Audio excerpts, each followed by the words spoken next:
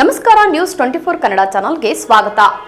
Guarantee ಯೋಜನೆಗಳು ಅರ್ಹ ಫಲಾನುಭವಿಗಳಿಗೆ ಸದ್ಬಳಕೆಯಾಗಬೇಕು. ಗ್ಯಾರಂಟಿ ಯೋಜನೆಗಳ ಅನುಷ್ಠಾನ ಸಮಿತಿ ಅಧ್ಯಕ್ಷ ಜಿವಿ ಆನಂದ್ ಮೂರ್ತಿ ಅಧಿಕಾರಿಗಳಿಗೆ ಸೂಚನೆ ನೀಡಿದರು. ಈ ಕುರಿತು ಒಂದು ವರದಿ. ಸರ್ಕಾರದ ಪಂಚ ಗ್ಯಾರಂಟಿ ಯೋಜನೆಗಳು ಅರ್ಹ ಫಲಾನುಭವಿಗಳಿಗೆ ಸಮರ್ಪಕವಾಗಿ ಬಳಕೆಯಾಗಬೇಕು ಎಂದು ಅಧಿಕಾರಿಗಳಿಗೆ ಸೂಚನೆ ನೀಡಿದರು. ಪಟ್ಟಣದ ತಾಲೂಕು ಪಂಚಾಯಿತಿ ಕಚೇರಿಯಲ್ಲಿ ಗ್ಯಾರಂಟಿ ಅನುಷ್ಠಾನ ಸಮಿತಿ ಅಧ್ಯಕ್ಷ ದೇಶಾಣಿ ಆನಂದ್ ರವರ ಅಧ್ಯಕ್ಷತೆಯಲ್ಲಿ ಸಭೆಯಲ್ಲಿ ಅವರು ಮಾತನಾಡಿ, ಕರ್ನಾಟಕ ಸರ್ಕಾರದ ಗ್ಯಾರಂಟಿ ಯೋಜನೆಗಳಾದ ಯುವ ನಿಧಿ, ಗೃಹಲಕ್ಷ್ಮಿ ಯೋಜನೆ, ಅನ್ನಭಾಗ್ಯ, ಶಕ್ತಿ ಯೋಜನೆ ಸೇರಿದಂತೆ ಆಯಾ ಇಲಾಖೆ ಅಧಿಕಾರಿಗಳಿಂದ ಮಾಹಿತಿ ಪಡೆದು ಚರ್ಚಿಸಲಾಯಿತು. ನ್ಯಾಯಬೆಲೆ ಅಂಗಡಿಗಳಲ್ಲಿ ಪಡಿತರ ಹಂಚಿಕೆ ಸೇರಿದಂತೆ ಗ್ಯಾರಂಟಿ ಯೋಜನೆಗಳಲ್ಲಿ ಯಾವುದೇ ತೊಂದರೆಯಾಗದಂತೆ ನಿಗಾ ವಹಿಸಬೇಕು. ಮುಂದಿನ ದಿನಗಳಲ್ಲಿ ಹೋಬಳಿ ಮಟ್ಟದಲ್ಲಿ ಸಭೆ ನಡೆಸಿ ಜನಗಳಿಗೆ ಗ್ಯಾರಂಟಿ ಯೋಜನೆಗಳ ಬಗ್ಗೆ ಅರಿವು ಮೂಡಿಸಲಾಗುವುದು ಎಂದು ಅಧಿಕಾರಿಗಳಿಗೆ ಸೂಚನೆ ನೀಡಿದರು. ಸರ್ಕಾರದ ಯೋಜನೆಗಳನ್ನು ಸಮರ್ಪಕವಾಗಿ ಜನರಿಗೆ ತಲುಪಿಸಬೇಕು. ವಯಸ್ಕರು, ವೃದ್ಧರನ್ನ ಕಚೇರಿಗಳಿಗೆ ಅಲೆದಾಡಿಸಬಾರದು.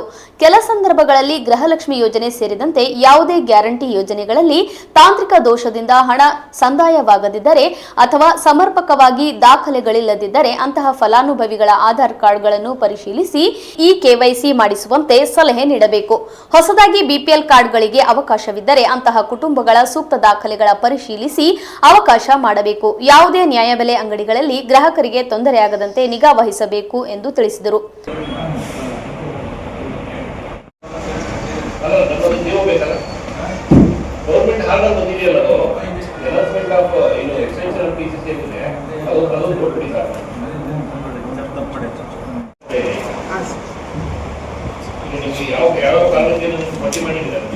ಸರ್ ಮಾಡಿದ್ದೀವಿ. ಇದು ಮಾಡ್ಲಿಕ್ಕೆ ಆಗಲ್ಲ ಸರ್. ಪಾಲಿಸಿ ಅವ್ರಿಗೆ ಇದೆಯಲ್ಲ ಸರ್.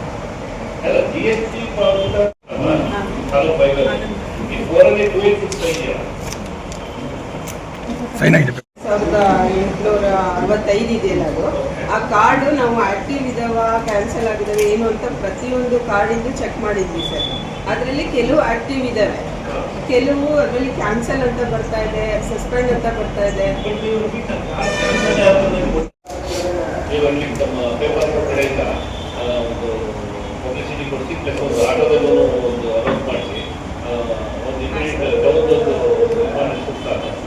ಅಂದ್ರೆ ಈ ಹಳ್ಳಿಗಳಲ್ಲಿ ಪ್ರಯತ್ನ ಮಾಡ್ತಾ ಇದ್ದೀವಿ. ಬಟ್ ಟೌನ್ ಏನಾಗ್ತಿದೆ ಅಂತ ಹೇಳಿದ್ರೆ ವ್ಯಾಪ್ತಿ ಜಾಸ್ತಿ ಇರೋದ್ರಿಂದ ಅವ್ರ ಬೆನಿಫಿಷಿಯರಿನೇ ನಾವು ಅಂದ್ರೆ ಆ ಕಾರ್ಡ್ ಹೋಲ್ಡರ್ಸ್ನೇ ನಾವು ಹುಡುಕ್ಲಿಕ್ಕೆ ಕಷ್ಟ ಆಗ್ತಾ ಇದೆ ಸರ್. ಮಾಹಿತಿ ಸಿಗ್ತಾ ಇದೆ. ಕೆಲವುದು ಈಗ ವಯಸ್ಸಾದಂಥ ಒಬ್ಬರು ಯಜಮಾನಿ ಮನೇಲಿದ್ರು, ಅವರು ಡೆತ್ ಆಗಿದ್ದಾರೆ ಅಂತ ಹೇಳಿದ್ರೆ ಅದ್ರ ನೆಕ್ಸ್ಟ್ ಆ ಕಾರ್ಡಿಗೆ ಯಾರು ಕೂಡ ವಾರಸುದಾರರು ಇರೋದಿಲ್ಲ. ಅಂತ ಕಾರ್ಡು ಕೆಲವೊಂದೆಲ್ಲ ಇದ್ರೊಳಗಿದ್ದಾವೆ ಸರ್, ಕ್ಯಾನ್ಸಲ್ ಆಗಿದೆ. ತಕ್ಷಣವೇ ನಮ್ದು ಇಷ್ಟಪಟ್ಟ ಬೇಲೂರು ತಾಲೂಕಲ್ಲಿ ಒಂದೇ ಒಂದು ಕೇಸ್ ಮಾತ್ರ ಇದೆ ಅಂತ ಹೇಳಿ ಕೇಸ್ ಆಯಿತು. ಬಟ್ ಬೇಲೂರು ತಾಲೂಕಲ್ಲಿ ನಮ್ಮ ಮತ್ತು ಇದು ನಂದಿ ಮೇಡಮ್ ಇದ್ದಾರೆ, ಅವರು ಕೂಡ ಅದನ್ನ ಹೇಳಿದ್ರು ಮಾಹಿತಿನ. ಬಟ್ ಅವ್ರು ಹೇಳೋ ಪ್ರಕಾರ ಬೇಲೂರು ತಾಲೂಕು ಒಂದೇ ಡೆತ್ ಕೇಸ್ಗೆ ಜಮಾ ಆಗಿದೆ. ನೋಡೋದಂದ್ರೆ ಅದು ತುಂಬಾ ಫೈಂಡ್ ಔಟ್ ಇದ್ರೆ ಮಾಡಬೇಕು. ಏಕೆಂದ್ರೆ ಅಂಗನವಾಡಿ ಸೆಂಟರ್ಸ್ ಮೇಜರ್ ಇಂಪಾರ್ಟೆಂಟ್. ಅವ್ರೇನು ಅವರಲ್ಲಿ ಸತ್ತ ತಕ್ಷಣ ಅಂಗನವಾಡಿ ಗೊತ್ತಾಗುತ್ತೆ, ಅವ್ರು ಇಮಿಡಿಯೇಟ್ ಮೆಸೇಜ್ ಮಾಡ್ತಾರೆ. ಮೆಸೇಜ್ ಮಾಡಿದ್ರೆ ಡಿಸ್ಟ್ರಿಕ್ಟ್ ಇದೆ, ನಮ್ಮ ಡಿಡಿ ಆಫೀಸ್ ಇದೆ, ಅಲ್ಲಿ ಕೊಟ್ಟ ತಕ್ಷಣ ಅವ್ರು ನಮ್ಮ ಡಿಗ್ರಿ ಸೆಂಟರ್ ಕೊಡ್ತಾರೆ. ಡಿಗ್ರಿ ಸೆಂಟರ್ ಕೊಟ್ಟರೆ ಇಮಿಡಿಯೇಟ್ ಆಗಿ ಸ್ಟಾಪ್ ಮಾಡ್ತಾರೆ. ಈಗ ಅದಕ್ಕೆ ಒಂದು ಹೊಸ ಒಂದು ಏನು ಅಡಿಷನಲ್ ಸೆಕ್ರೆಟರಿ ಪೋಸ್ಟ್ ಕ್ರಿಯೇಟ್ ಮಾಡಿ ಅದನ್ನ ಸತ್ಯ ಮಾಹಿತಿ ಕಲೆಕ್ಟ್ ಮಾಡಿ, ಸರ್ಕಾರದ ದೊಡ್ಡ ಹೊರೆ ಇದು. ಹಂಗಾಗಿ ಅದನ್ನೊಂದು ನೀವು ಬಹಳ ಅಭ್ಯಾಸ ಮಾಡಬೇಕಾಗುತ್ತೆ. ನೀವು ಮಾಡಿ ಇಟ್ಕೊಂಡಿದ್ದೀರಾ ಅಂದ್ರೆ ತಪ್ಪಲ್ಲ ಅದು. ಅಲ್ಲ ಇಲ್ಲ ಸರ್, ಈಗ ನಾವು ಅದನ್ನ ಸರ್ವೆ ಮಾಡಿ ಎಲ್ಲದನ್ನೂ ಇದೆ ಸರ್. ಇದ್ರಲ್ಲಿ ಮರಣದ್ದು ಅಂತಲ್ಲ, ನೀವು ಮೇಡಮ್ ಏನ್ ಮಾಡಿ ತಕ್ಷಣವೇ ನೀವು ಮೆಸೇಜ್ ಅಂತ ಮಾಡಿ ಅದು ಕ್ರೋಢೀಕರಣ ಮಾಡಿ 25 ತಾರೀಕು ಕೊಡ್ಬೇಕು. ಆ ಮಂತಿಂದು ಹೌದು, ಮಂತಿ ಕೊಡ್ಬೇಕು. ವಿಡಿಯೋ ನಾನು ಮಾತಾಡ್ತೀನಿ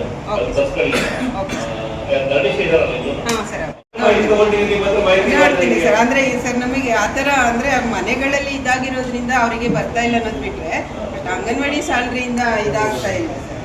ಅಂಗನವಾಡಿ ಅವರೇನಾದ್ರೂ PH ಓಲ್ಡಲ್ಲೇ ಆಗಿದ್ರೆ ಅಥವಾ ಆಗಿದ್ದೇ ಹೋದ್ರೆ ತಹಸೀಲ್ದಾರ್ ಮನೆಗಳಿಗೆ ಅದನ್ನು ಬದಲಾವಣೆ ಮಾಡುವುದು ಸರ್ಕಾರವು ತೊಂದರೆ ಕೊಡ್ತಾರೆ. ಹಾಗಾಗಿ ಸರ್ಕ್ಯುಲರ್ ಹಸಿಗರ ತಹಸೀಲ್ದಾರರು ಪ್ರತಿ ಹಳ್ಳಿಗೂ ಹೋಗಿ ನೋಡಿದ್ರು. ಬಟ್ ನಮ್ಮ ಸರ್ಕಾರ ಮಾಡಿದ್ರೆ ಸಂಖ್ಯೆ ಮಾಡಿಲ್ಲ. ಅರ್ಜಿಗಳು ಬರ್ತಾ ಇಲ್ಲ ಸರ್. ಏನಾಗಿದೆ ಅಂದ್ರೆ ನೀವು ನೋಡಿ, ರಿಟರ್ನ್ಸ್ ಆಗಿದೆ. ಸೋಮೋಟ ತಗೋಬೇಕು. ಇಲ್ಲ ಅಟ್ಲೀಸ್ಟ್ ಕಳ್ಸ್ಕೋಬೇಕು ಆಫೀಸ್ಗೆ. ಈ ಸರ್ಕಾರದ ಕೆಲಸ ಪಾಠದಲ್ಲಿ ಆಯ್ತಲ್ಲ ಈಗ ಒಂದು ತಾಲೂಕಲ್ಲಿ ಮಾಡ್ತಿಲ್ಲ ಅಂದ್ರೆ ಇಚ್ಛಾಶಕ್ತಿ ಕೊರತೆ ಇದೆ ಅಂತ ಹಿಂಗೆ ಅದು ಸರ್ ಅಲ್ಲಿ ರಿಪೋರ್ಟ್ ಯಾರು ಕಳಿಸಿಲ್ಲ ಸರ್. ಮೊನ್ನೆ ಅದೇ ಮೀಟಿಂಗ್ ಆಯ್ತು. ಹಾ. ಇಲ್ಲಿವರೆಗೆ ಅರಸಿಕೆ ಒಂದೇ ನನಗೆ ಅರಸಿಕೆ ಒಂದೇ ಒಂದು ಆಗಿರೋದು ಸರ್. ಯಾವ ತಾಲೂಕಲ್ಲೂ ಕಳಿಸಿಲ್ಲ ಸರ್. ಅರ್ಜಿಗಳು ಕೊಡ್ತಾ ಇಲ್ಲ. ಮೊನ್ನೆ ಅದೇ ಮೀಟಿಂಗ್ ಮಾಡಿದ್ರು ಸಾಹೇಬ್ರೆ. ಅರಸಿಕೆ ಒಂದು ಅರ್ಜಿ ಬಂದಿದೆ ಸರ್. ಮಕ್ಕಳು ಹೋಗಿ ಅಲ್ಲಿ ಬೆಂಗಳೂರು ಸಾಫ್ಟ್ವೇರ್ ಇಂಜಿನಿಯರ್ ಅಪಾಸ ಓಡೋದಲ್ಲ, ಒಬ್ಬರು ಜಾತ್ರೆಗೂ ಬರೋದಿಲ್ಲ.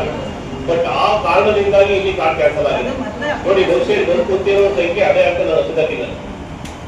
ಮೊದಲು ಅಪ್ಲಿಕೇಶನ್ ತಗೊಂಡಿದ್ವಲ್ಲ ಸರ್, ನಾವು ಅದನ್ನ ಶಾರ್ಟ್ ಔಟ್ ಮಾಡಿ ಇಟ್ಕೊಂಡಿವಿ. ಈಗ GPS ಕೊಟ್ಟಕ್ಕೆ ತಕ್ಷಣ ಎಷ್ಟು ನಮ್ಮ 2025 ಬಂದಿತ್ತು, 1600 ಆಗಿದೆ ಸರ್. 2022 ಈಗ ಟೋಟಲ್ ಏನಿಲ್ಲ ಅಂದ್ರೆ 2022